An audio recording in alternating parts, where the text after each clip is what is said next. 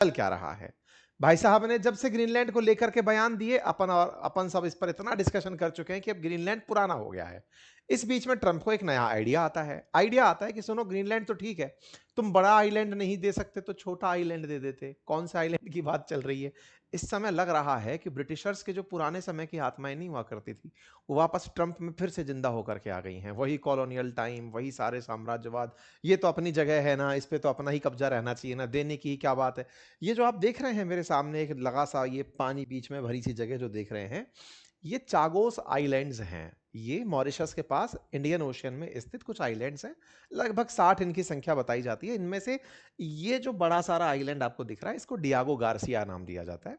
Indian ocean में स्थित ये जगह है, और ये फिलहाल यूके और यूएस दोनों के पास जॉइंटली है।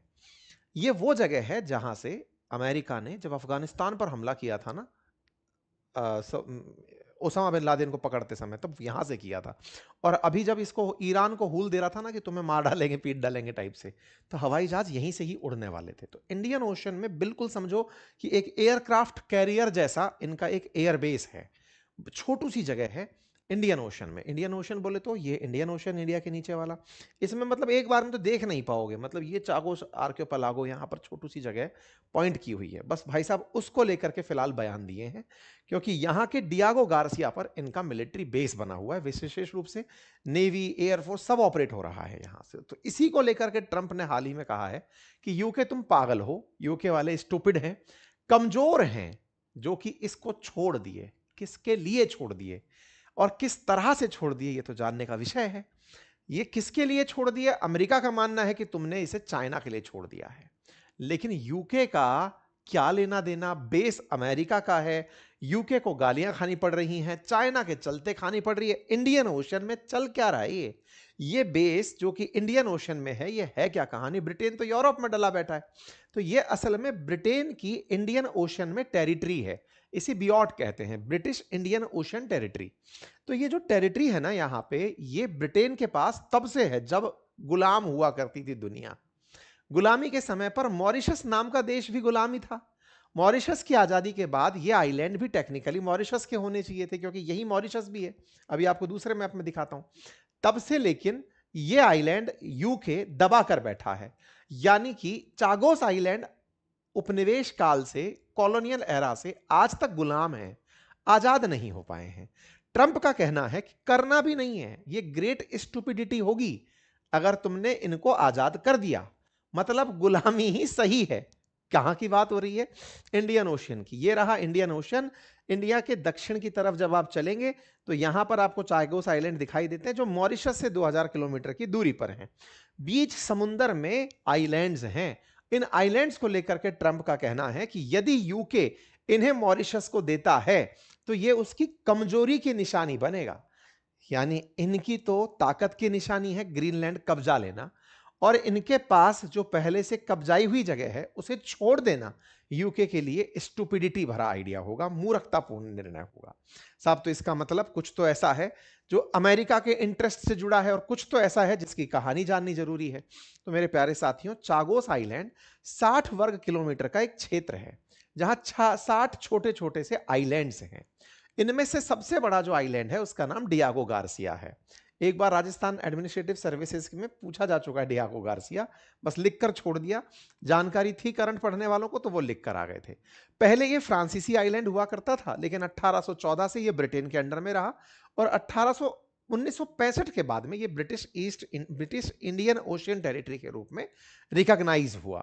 आपको ध्यान हो तो पहले यूरोपियंस के लिए समुद्र में आइलैंड्स ही सबसे बड़ी ताकत के सोर्स हुआ करते थे। उनका मानना था कि दुनिया के देशों पर कब्जा आइलैंड्स और समुद्र के थ्रू होता है। समुद्र पे जिसका राज है वो दुनिया पर राज करता है। आज जैसे कहते हैं ना, जिसका आसमान में राज है वो दुनिया पर राज करता है। एयरफोर्स जिसकी जितनी स्ट्रेंथ है, ऐसे ही पहले समुद्र में जिसकी जितनी ताकत है वो उतना ही पावरफुल कंट्री माना जाता था। 1968 में जब मॉरिशस को स्वतंत्रता मिली, तब चागोस ब्रिटेन के पास ही रहा, और ब्रिटेन ने इस पर अपनी सेना की टुकड़ी हमेशा तैनात रखी। इस बात को लेकर के ब्रिटेन और मॉरिशस के बीच में कई बार डिस्कशन हुए, लेकिन ब्रिटेन ने यहां से अपनी जो पकड़ है वो नहीं ढीली करी। उसका मानना था कि इंडियन ओशन में मेरे पास एक आइलैंड तो होना चाहिए, और उसने अपने आप को और मजबूत करने के लिए अपना एक आइलैंड यूएस को दे दिया।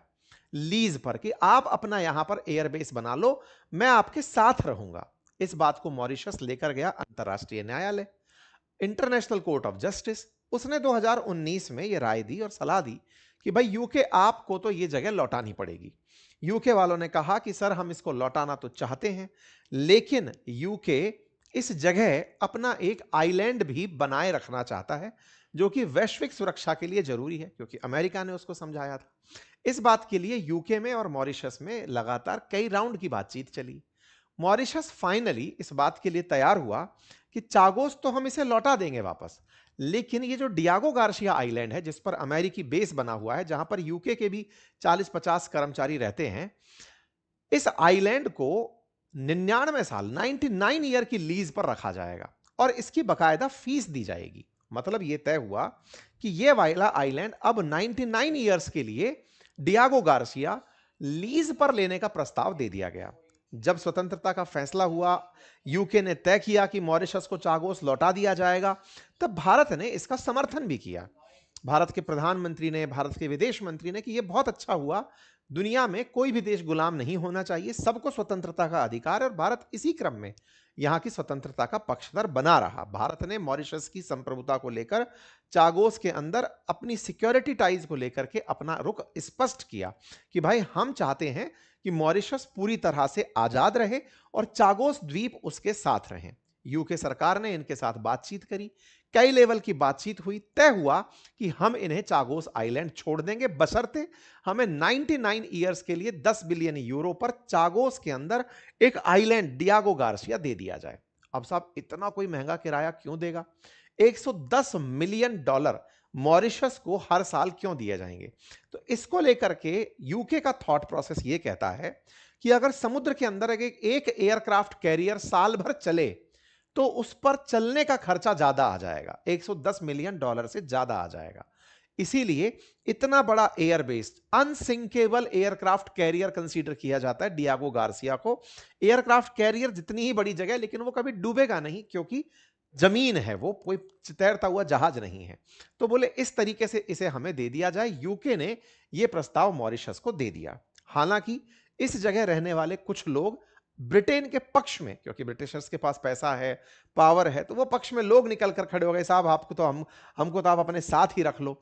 लेकिन कुल मिलाकर के ये डील दुनिया भर की नजर में उपनिवेशिकता को खत्म करने की तरह से देखी गई कि अब कोई गुलाम नहीं रहेगा, सब स्वतंत्र रहेंगे। और भारत ने स्वतंत्रता को एंडोर्स किया कि बहुत बढ़िया भाई, फाइनली ये आइलैंड अब वापस से मॉरिशस को मिल जाएगा।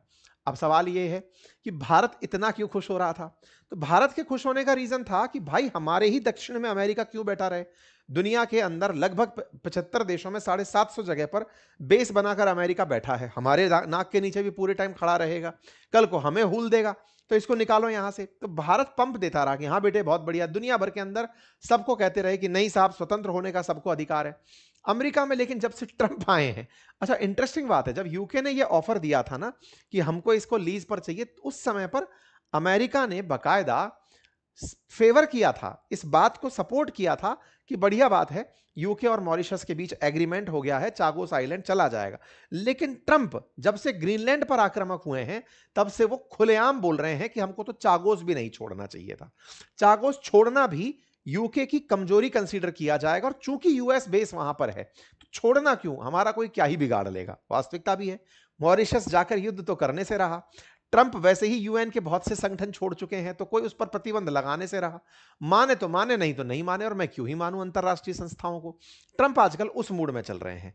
तो मतलब यह है कि वो अपना 10 बिलियन यूरो भी बचाने के मूड में है, वो यूके के माध्यम से वो पैसा नहीं देना चाहते। तो आपके दिमाग में आएगा आज की स्थिति क्या है। यूके को इन्होंने कह तो दिया भला बुरा, आज की किसके पास है? मॉरिशस के पास है, यूके के पास है, यूएस के पास है। कहानी क्या है? आज की स्थिति यह है कि यूके की पार्लियामेंट में इस बिल पर बहस होना और इस पर साइन होना बाकी है कि क्या यह चागोस वापस मॉरिशस को दे दिया जाए।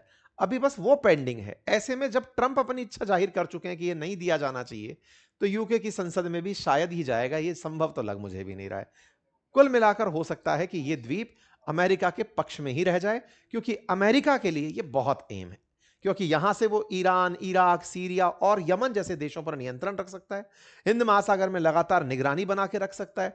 चाइना जो लगातार इंडियन ओशियन में अपनी रीच बढ़ा रहा है, उसको वो पूरी तरह से काउंटर कर सकता है। ऑलरेडी 1700 अमेरिकी सैनिक यहां पर तैनात रहते हैं। कुछ इस प्रकार से यहां पर अमेरिकी एयरबेस चल रहा है। अब सवाल यह बनता है, ब्रिटेन और अमेरिका का जो तर्क है कि यहां पर चाइना आ जाएगा, उसकी क्या कहानी है। देखो असल में क्या है ना, डियागो गार्सिया अगर आप ध्यान से देखें, जिस पर यूके यूएस टिके हुए हैं, इनका चीनी डर सही है। चाइना वाले इंडियन ओशियन में यह कहकर के कि यहां पर समुद्री लुटेरे बहुत हैं, ऐसा कहते हुए कई जगह पर अपने बेसिस बना चुके हैं। चाइना ने लगातार स्ट्रिंग ऑफ पर्ल के माध्यम से अपनी एक पॉलिसी बनाई है कि भारत को घेरते घेरते वो सब तरफ, हमारे चारों तरफ एयर बेस बनाता जा रहा है, नेवल बेस बनाता जा रहा है। इंडियन ओशन में वो अपनी पकड़ मजबूत चाहता है। अगर यूके यहां से निकलता है तो चीन इस जगह को खा जाएगा, ये सत्य है। क्योंकि मॉरिशस ने 14.8 लाख करोड़ का जो कर्ज रखा था, उसमें से हाल ही में 45 करोड़ का जो कर्ज है, वो चाइना ने उसका माफ किया है। यूके यूएस का डर यह है कि हमारे निकलते ही बने बनाए बेस को चाइना वाले स्ट्रिंग ऑफ पल्स के तहत टारगेट कर लेंगे, जो कि कुछ हद तक सही भी है। जिबूती में 2000 चीनी सैनिक बैठे हुए हैं, ग्वादार इनके पास है, मालदीव्स का मराओ इनके पास है, हम्बन टोटा इनके पास है, चिटगोंग के अंदर चाइनीज बैठे हुए हैं। तो चारों तरफ से भारत के इन्होंने फील्डिंग लगा रखी है। भारत भी इसके एवज में मतलब अपोजिशन में काम कर रहा है। भारत को भी इंडो पैसिफिक में अपनी पावर चाहिए, सागर पॉलिसी उसकी प्रॉपर तरीके से काम करे, ये चाहता है इंडिया। इसी के चलते हम मालदीव्स हो या मॉरिशस हो, इनके साथ लगातार संपर्क में हैं। हम वियतनाम, फिलीपींस, इंडोनेशिया, इन सब के साथ नेकलेस ऑफ डायमंड की बात करते हैं कि हम चाइना को चारों तरफ से घेर के चलेंगे। कुल मिलाकर इंडियन ओशन में भारत नहीं चाहता कि चाइना एंट्री करे, भारत और यूके यूएस नहीं चाहते कि चाइना एंट्री करे। तो कुल मिलाकर के ये एक ऐसा विषय है कि अगर हमने छोड़ दिया तो कोई और ले लेगा, और भारत इतना ज्यादा पावरफुल भी नहीं है कि ऐसे में अगर लड़ाई हो रही हो तो कहे कि सुनो मॉरिशस वालों, सबको छोड़ो हमें दे दो। क्योंकि यहां पावर गेम चल रहा है, और अमेरिका जिस पावर गेम को शो कर रहा है, वहां बाकी तो लगभग सभी देश चुप बैठे हैं, सब देख ही रहे हैं। भारत बस नैतिकता के साथ उनको पाठ जरूर पढ़ा रहा है कि बेटा आजादी पर तुम्हारा अधिकार है। अब देखना होगा कि यहां से आगे क्या होता है। फिलहाल के लिए इतना ही है। यूके अपनी तरफ से चागोस आइलैंड को चाइना से तो बचाना चाहेगा, जिस तरह से अमेरिका ग्रीनलैंड को लेकर बात कर रहा था, यूके चाइना को लेकर के बात करेगा। फिलहाल के लिए इतना ही है। बाकी आप सभी इस जानकारी के साथ अभी कितना महसूस कर रहे हैं कि ये किसके पास जाएगा, वो कमेंट बॉक्स में बता दीजिए।